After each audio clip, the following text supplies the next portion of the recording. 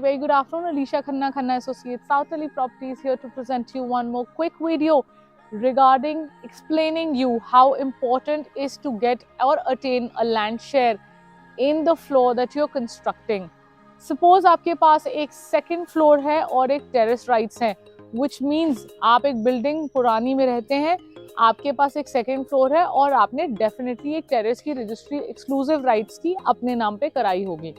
अगर आप चाहते हैं कि पूरी बिल्डिंग रीडेवलप या रिकंस्ट्रक्शन में चली जाए, उसके लिए आपका ये कहना या ये बोलना कि बिकॉज हमारे पास थर्ड फ्लोर का एक्सक्लूसिव राइट है, दैट मीन्स हमारे 2 फ्लोर्स हैं, is utter nonsense and something which will never be acceptable in this particular fraternity.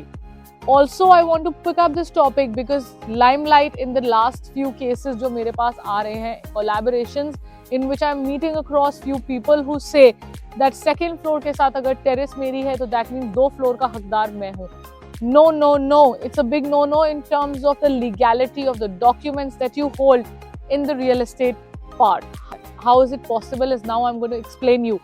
जब आप कोई भी रजिस्ट्री कराते हैं, आप उस रजिस्ट्री के अंदर एक लैंड शेयर को मेंशन करवाते हैं, विच मीन्स बेसमेंट आज की डेट में एक 10% लैंड शेयर होल्डर है और बाकी floors 22.5 each land share holders हैं। तो अगर आप कोई भी रजिस्ट्री चाहते हैं जो फ्लोर आपके नाम पे रजिस्टर हो, अगर उसके अंदर लैंड शेयर नहीं है, मतलब एक टुकड़ा लैंड का नहीं है, तो अगर आप ये नहीं कर सकते कि वो चीज हमारी एक लीगल डॉक्यूमेंट बन जाती है, without owning a land share आप उसके ऊपर फ्लोर कैसे खड़ा कर सकते हैं?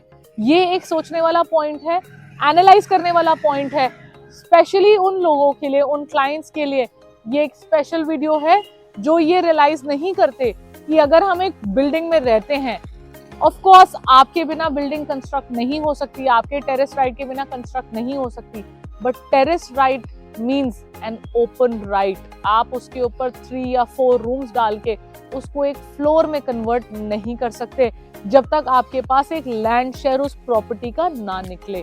That is why the government had passed this rule. जो दोबारा प्लॉट्स रिकंस्ट्रक्शन में जाते हैं या कोलैबोरेशन में जाते हैं या रीडेवलपमेंट में जाते हैं, उसमें ये सिंक्रोनाइज किया जाता है दैट अगर हम रीवैल्यूएट करेंगे इस प्लॉट को, फर्स्ट ऑफ ऑल उसके अंदर स्टिल्ट मैंडेटरी कर दी थी दिल्ली गवर्नमेंट ने because of the parking issues here in Delhi. Also ये बताया गया था क्लियरली कि एक बेसमेंट का शेयर यूजुअली 10% होगा अनटिल अनलेस पेपर्स में अनप्रोपोर्शनेट, undivided, undivisible land share mentioned हो। अगर वो ऐसा है स्टिल्ट वाले प्लॉट में, तब आपका इक्विवेलेंट शेयर बनता है बाकी फ्लोर्स के साथ, नहीं तो आप एक 10% शेयर होल्डर के मालिक हैं in terms of a basement, और ground, first, second, third with terrace consecutively will hold 22.5% land share.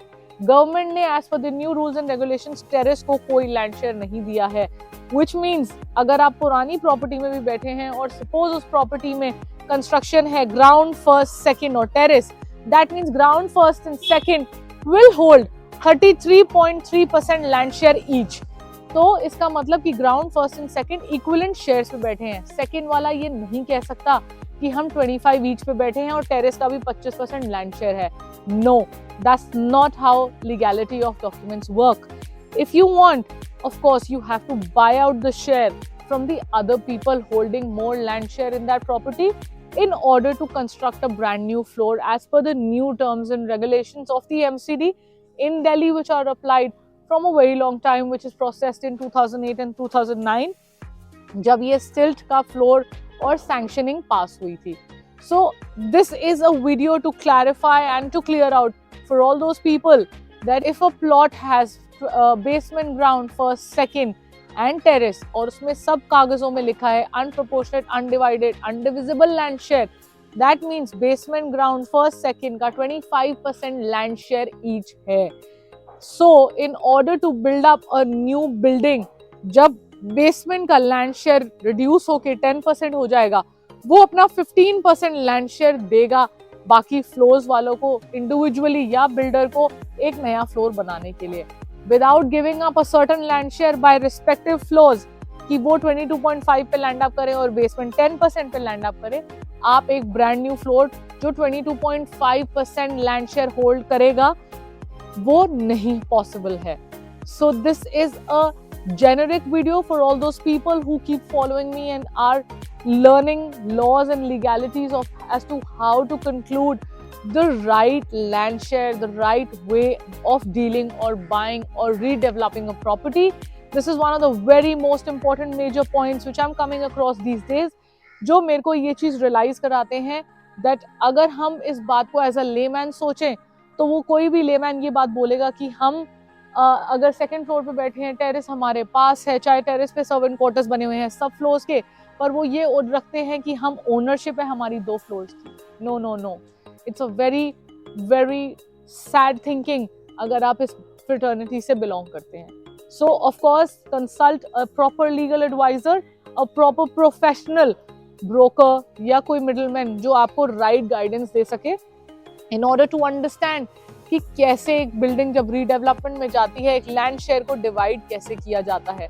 बिना कागजों के तो कोई प्रॉपर्टी की वैल्यू है ही नहीं। ये मैं आपको टाइम एंड अगेन अपनी वीडियोस में बताती हूँ दैट अगर एक रजिस्टर्ड डॉक्यूमेंट एक रजिस्ट्री के साथ सेल डीड के साथ नहीं रजिस्टर्ड है तो वैसे भी उस फ्लैट या उस प्लॉट की या उस कोठी की कोई वैल्यू नहीं है। So for any further details, to contact us for collaborations or any further property hunting, vastu tips, prosperity tips, legal tips or documentation, you can contact us on the number flashing below.